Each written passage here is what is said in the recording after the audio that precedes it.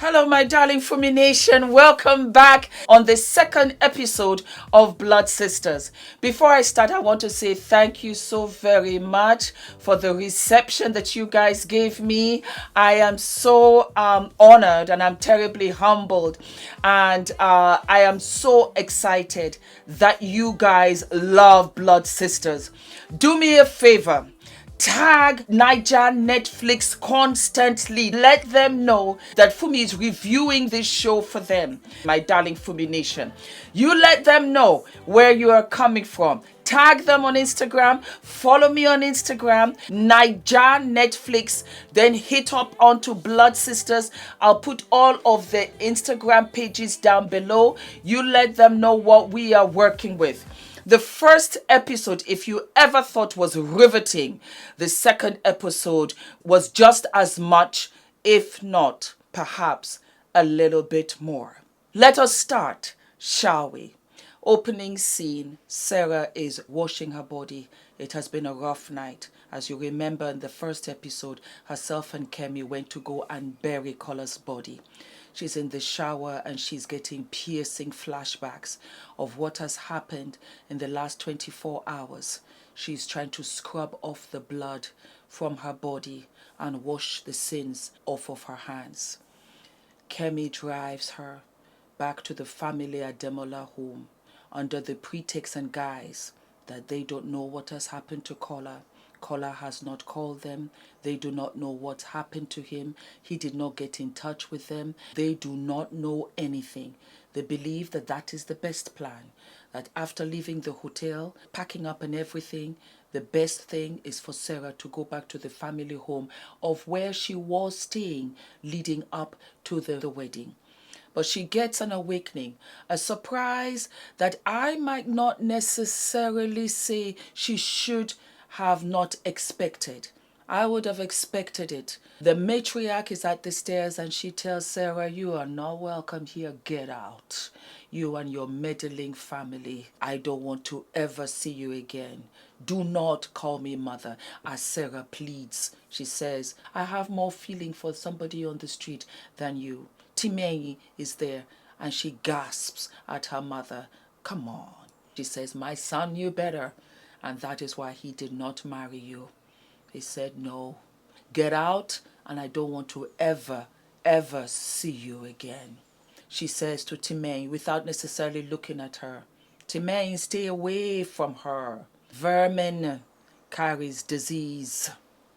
And so Sarah climbs right back down the stairs on her way out, within earshot of the matriarch saying, "I want every room that Sarah went into cleaned and sterilized." And with nowhere to go, she stays with Kemi. Flash back to the Ademola household, gathered at Timeyin, Femi, and the matriarch.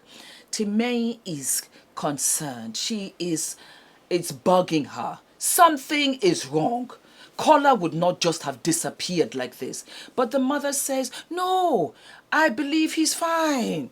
I believe that he's okay. I know my son." But Timeyin says, something is off. Meanwhile, Femi standing there says, "Ma, you know what? My concern right now is the pharmaceutical company, the Ademola pharmaceutical company. Somebody needs to take charge because Kola is not there. I am the rightful person. I am the eldest. I have to take care of this because we have the vaccine contract going on and we can't let that stall. We've got a huge meeting come Wednesday. We got to take charge." To which Timeyin looks at him and says, "You seem so concerned about taking his place, as if he's not coming back." So Femi glances back at her and says, "Somebody got to take charge." And she looks at her mother, Timeyin, that is to her mother, and says, "Then I will take charge. After all, father taught me everything, and above all you guys, I'm the one that read chemistry." Femi looks at her and says, "That might be true, my darling. But are you forgetting one glaring fact?" "What is that, Femi?" "You're a raging drug addict. You are a disgrace to the family. And the company is affected by your druggy ways by extension. You are not in any position whatsoever to take charge." To which the matriarch hushes them up. "Shut up! Be quiet. We have to keep a facade right now on the outside world. and let nobody penetrate us. Can you at least do that?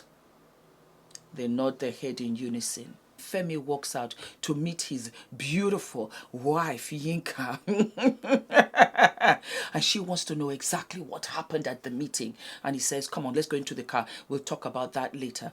Timeyin is not done with Femi. She comes downstairs and she says, Femi, you know what? At the wedding, Kola said, if anything happened to me, look to our brother. So I am looking to you. And Femi says, let your head be correct, Timeyin. Let your head be correct. Sure, dada.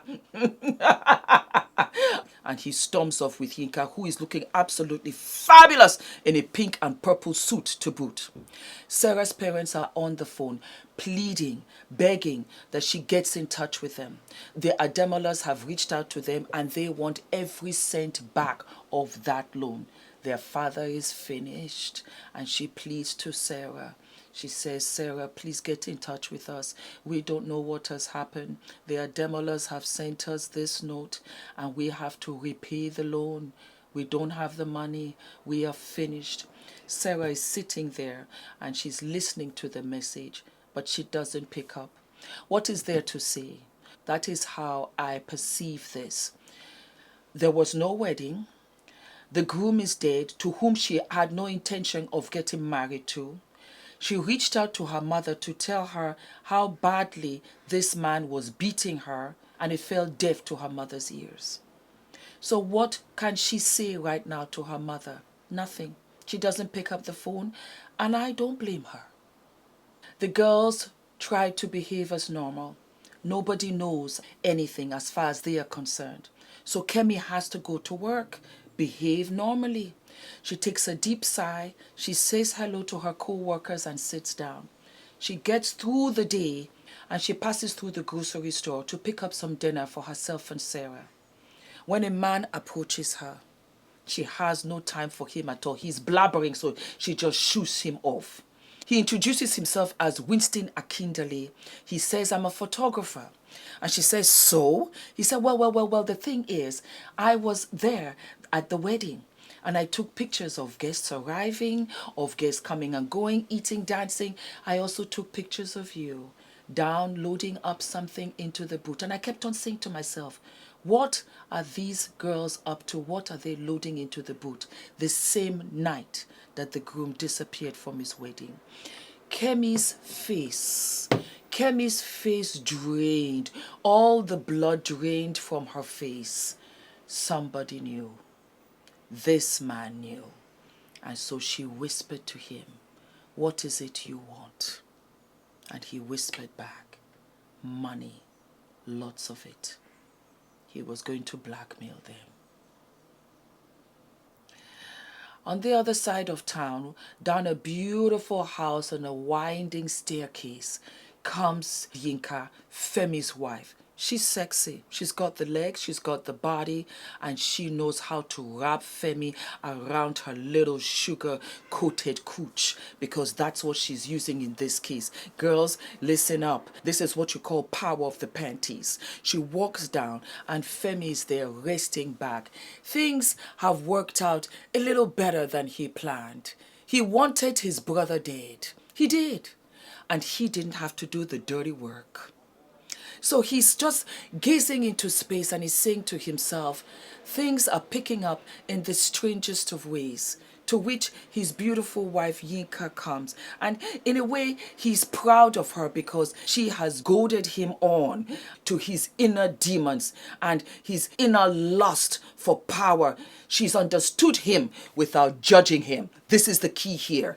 She comes to him and she kisses him seductively with those red claw nails and whispers to him, darling, we have to get rid of Timeyin. He agrees. He's weak. He's in lust. He's in love. He believes that she is the answer to all of his successes. And so he does not hesitate at all. Later that night, Akin was the best man at the wedding and Kola's best friend. You have to understand that this is a lot. I can understand if I was the maid of honor and Christina disappeared. It would bug the hell up out of me. He's wearing his danshiki. I just love it. I bought one for Ula. Beautiful. It's like a long kaftan for men, for those of you that don't know. And he goes to Collar's house. When he gets there, the gate man is there. And he asks the gate man, have you seen Collar? I no see him. For 1 week, I no see Oga. I read for paper say he dey miss. I no understand. Oga never come this place. Now only me. Now only me where they here. Wetin happen to Oga? And Akin walked in and said he wanted to look around. And the gate man says, Oga, nobody dey here. My Oga no dey here. I don't tell you, now only me. He said, it's okay, I just want to look around. And he goes into the home, a home that he had to have gone in 100 times. Casually drop by, see his friend, parties, talking, kicking it back, picking him up for different events. But there's an eerie feeling. This time it's different. The house is there, the furniture is there, everything is there but him. I think in a way, Akin had to go there to say, what am I missing? What did I miss? Can I find a clue here? Could there be a clue as to where he went? I can understand you not telling anybody, but you would have told me. Just the way I would assume Christina would have told me. And so he goes to the window and you can see the beautiful skyline of Lagos City buzzing with life. He stares into space and says, where the fuck are you, man? Where? Make it make sense. Help me to help you. No response. So, swinging back again to the other side of town, Kemi lets Sarah know that they're being blackmailed and that they have no choice but to pay this motherfucker. And Sarah is adamant. What are you talking about? What about this? And Kemi says, listen, we gotta pay him. We don't have a choice. We have to pay him. So we get a very lovely, sexy scene where the girls get dressed, high heels, makeup, a wig, they go into the bank and they withdraw all of the money that they've got. Sarah from hers, Kemi from hers, they come back, they go into a seedy alleyway where Sarah is like, where the hell is this place? And Kemi says, let's just keep it cool, let's just pay him, let's just get over this chapter, let's just move on, and it will be done. So Winston shows up. And Kemi goes out. Kemi is the big sister here. Kemi is the one that's got the balls. Kemi is the one that is a fighter, a survivor. And it makes sense because she lost her parents when she was very young. So she has learned to survive. Sarah is timid. Sarah stays in the car. And Kemi goes out to meet Winston. She hands over the money, to which Winston says, I give you another 48 hours and I want the same amount. She comes back into the car to tell Sarah. Sarah's like, what? What? You say, yeah. They're like, oh my God, what do we do? What do we do? They're lost for words because they have given everything they have. This blackmailer is going to bleed them dry. They're going to have to think of another plan because this is not going to last. Collar's mother called him. She picked up the phone and she said, Collar, it's enough now. Get in touch with me. I need to know what is going on. Enough is enough. At the same time, downtown to the police department, and we are introduced to Inspector Joe. Inspector Joe was with Chicago DP for 20 years before he returned back home because he missed Nigeria. It is what it is. And we see him flip his hat and we see him with the toothpick. And you know that this is a man who doesn't necessarily have a family or children because his career is his life. He's a genius at what he does. And he tips his head over the door to his boss and says, I smell a rat. I smell a rat. Did you hear about the Adewale wedding and the fact that Kola Adewale is missing? The boss says, yes, my wife has been talking about it. What of it? Please focus on the cases that they've reported. What's our business? And he says, the nose is never wrong. I smell a rat. Something is off. It just doesn't make sense. to the boss says, what are you talking about? So he left. He went with his side chick. He said he doesn't want to marry again. Is it by force? I beg, please. Fast shit aside. Oh, God. Femi, under the guise of his wife, invites his younger sister Timeyin to the house. And Timeyin comes in, to which she is told to sit down because she needs to be talked to. She's like, ooh, spicy. I love Timeyin. Timeyin has guts. Timeyin has balls. She sits down, to which Yinka does all of the talking. Timeyin, what can we do to get you out of our way? And Timeyin is like, what? There is nothing you can do to get me out of your way, because that's exactly where I want to be, in your way. Yinka goes ahead and says, I got everything you need. And she brings a tray of assorted drugs, heroin, weed, crystal meth. She has it all there, including cash. Timeyin is salivating. She looks at it and she thinks, but for a second. And she gets up, ah! And she walks out. She goes straight to her mother and reports them and says, this is what they're trying to do, Mama. They're trying to hide. Something is going on. To which her mother says, but you always go back to the drugs, my darling. Maybe they were trying to... And she cuts the mother off and says, listen to me. I have been clean for 22 days. I can do this. You have never really given me a chance. Let me prove to you that I can stay clean. I believe that the relationship Timeyin had with her brother Kola was very tight. They were both crazy. He was a monster and she is a drug addict. But I think they did not judge each other their shortcomings.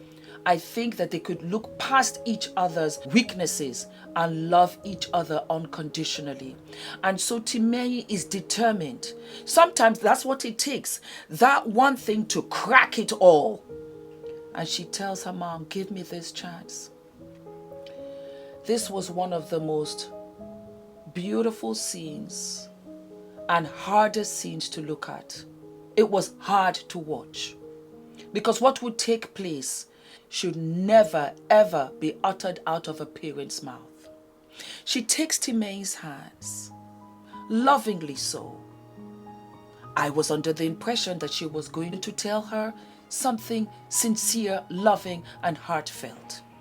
And she tells Timeyin, Timeyin, my darling, do you know why you are not taking seriously? And Timeyin is in a vulnerable position. She's nervous, so much so that she just nods in agreement. She doesn't even have the courage to be vocal. And the mother said, because you're useless. Because you're a useless, dirty drug addict. You're a disgrace and a shame to the family. And you have been a disappointment ever since you were born. Timeyin is still looking at her as the tears trickle down her face. I was so disgusted at the mother. She has so much love for Kola. It's crazy, but only Kola.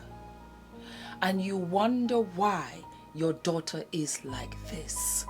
You wonder why, because as children, who are our heroes? Who are our first heroes? Our parents. We look up to them, we adore them, everything they do is amazing, and we want to please them. It was as if where Yinka offered her the drugs, the mother good as well just shoved them down her throat. And that is where we see Timeyin taking drugs. It's unfortunate because Timeyin, I wanted you to have that strong character. You see, telling me, psh, that's when I go ham. You see, when you talk to me like that, then now I have something to prove. And the beautiful thing about when you are strong and you don't listen to this is that as you rise, as you become powerful, invincible, and you become stronger, and you never take those drugs, and you take over the company, your mother will see you. And as big as you saw her when you were a heavy drug addict, the smaller she will become as you begin to overcome your drug addiction. In showing her, you show yourself. You prove yourself that you can be better, that you had it all along. And I want to tell you girls out there, verbal abuse is verbal, but it would not touch you. It will not touch you unless you let it touch you on the inside. You always make sure that you have a 6 deep inch barrier surrounding your heart. Don't let anybody penetrate it. Only love, only positivity. Negativity and shame, never. Don't let it in, because it only affects you when you're weak. In that weakness, you must find your strength and dig yourself up out of there. Needless to say, Femi gets a call. He's driving with Yinka in the night, and the person informs him that indeed your beautiful younger sister Timeyin is drugged hell up out of her head in a club. He says, take some pictures. I need evidence because she won't believe me when I show her these in the morning. That was a lie. He's going to use that as collateral when he sees his mother the following day. He says, I will get somebody to pick her up. And Uncle B is sent to go and pick up Timeyin in this fantastic club scene. It was beautiful. It was gorgeous. The lights, the people swaying and dancing, and the music was fabulous. The club scene looked like something out of a Puff Daddy music video. I'll tell you that. And Timeyin is there swaying in her yellow fishnet tights and her jean shorts, looking poom gorgeous. Uncle B punches the guy that she's dancing a little too close to, picks her up and walks her out. Femi is standing in front of his mother and he shows her the pictures of Timeyin. He says she needs to go to a serious drug rehabilitation this time around. No easy, cutesy, soft landing for her, to which the mother agrees. I need to take over Ademola Pharmaceuticals. Do you or do you not agree? At this point, the matriarch is just sitting stoic because until she can hear from her son, she doesn't know what to believe at this point, and her children are crumbling around her. She's losing control. Femi, I guess, might as well go in and step ahead because we have this vaccine contract and we cannot lose it. In the face of everything that is going on, let us try and hold on to one or two things until she hopes Kola returns. Meanwhile, Kemi and Sarah are thinking, what are we going to do? What are we going to do with Winston? And Kemi says, we got to take him out. We got to kill him. To which Sarah says, what the fuck are you talking about? Kola was a mistake. This right here, we're in trouble. And Kemi says, well, you know what? If you have any brighter ideas, please let me know. Because you do realize that he'll blackmail us. He can go to the police. Even worse, he'll go to the Ademolas. Then what? We don't have a choice. So Kemi says, I know one corrupt policeman. Let me see if I can get a gun from him. They go to the seedy streets and it just does not work out. Sarah says, plan B, go to your ex-boyfriend. She goes to him and he's like, Kem, it's been a minute, baby. It's been a minute. Come upstairs, make love to me and scratch my back and I will scratch yours. And Kemi's like, no, babe, I can't do it. You know what? As bad as I want this, I can't do it. And he seems to see that Kemi's in danger. He says, you know what? Take the gun. If it comes back to me, I'm going to deny it. They go back to the seedy streets where to meet Winston. She puts the gun in the bag. She meets Winston. She draws the gun and he grabs it right away. To which he says, when you draw a gun, you better want to die, bitch. You better want to die. You draw a gun, you better want to die. But Sarah in the car can't hear anything. All she sees is that Winston has drawn the gun that they went to go and get, pointing to Kemi. She doesn't skip a beat. She mauls him down with the car. Dead. Kemi's killed Kola. Sarah's killed Winston. 1-1. and they speed out into the night, and then they go into the checking point. Now, for those of you that don't understand, checking points are stops where the police will inspect you, they will ask you questions. How are you? What are you doing? Where are you going? And you got to bribe them, baby. You got to bribe them. That's why in many ways, Lagos will always be a cash city. I did the same thing. I had all the checking points in Victoria Island and Ikoyi. Madam, how buddy? How Nade? How Pekin? How things? Oh yeah, come take this one. Take this one. Eat pounded yam. Take this one for puff puff. Oh yes, I did. Because you know what? I gotta go. I gotta be out and about. Especially when Ula came, white man inside the car. Ah no, they said you will pay some money. I said, come and take. They got to the checking point. The madam checks. Say, young chuchurungchu girls, how is your night? Yes, ma, good job. They gave her what? They gave her some money. She said, go on through. And so they went and they were out. As they get home, there's somebody waiting in the dark. Oh God, what now? Who? It's Kenny. That is Sarah's ex-boyfriend. He's limping, and we get to find out that he was beaten very badly by Uncle B. Why? Punishment for showing up at the wedding uninvited. Anyway, he comes in, and Sarah just tells him that she is so sorry, so very, very sorry for choosing this family over him. And she kind of breaks down, and he's there as a listening ear.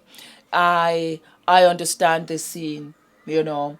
Girls out there, you know, there's that guy that will forever love you. You will carry another man's child, and he will still love you. You will be 60, 70, 80, and he will still love you. That love will never die. You guys have that guy in your life. That is Kenny.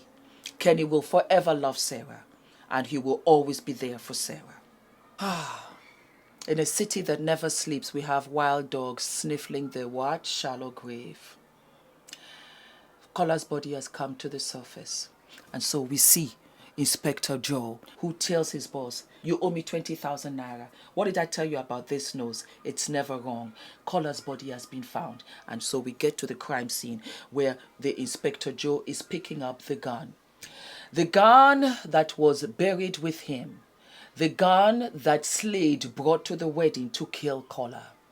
That gun that Kemi used ultimately to shoot Collar dead.